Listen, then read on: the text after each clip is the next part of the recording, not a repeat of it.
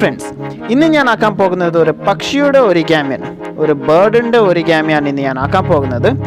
ഞാൻ ചെയ്തതിൽ വെച്ച് ഏറ്റവും എളുപ്പമുള്ള ഒറിഗാമിയാണ് ഇതും. അപ്പോൾ നിങ്ങൾ ഈ വീഡിയോയുടെ എൻഡ് വരെ കാണുക.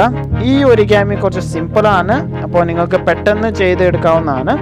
അപ്പോൾ ഈ വീഡിയോയുടെ എൻഡ് വരെ കാണുക, അപ്പോഴേ നിങ്ങൾക്ക് ക്ലിയർ ആയിട്ട് മനസ്സിലാവത്തുള്ളൂ ഈ ഒറിഗാമി എങ്ങനെ ഉണ്ടാക്കേണ്ടത്. അപ്പോൾ നിങ്ങൾ കണ്ടിന്യൂ ചെയ്യുക.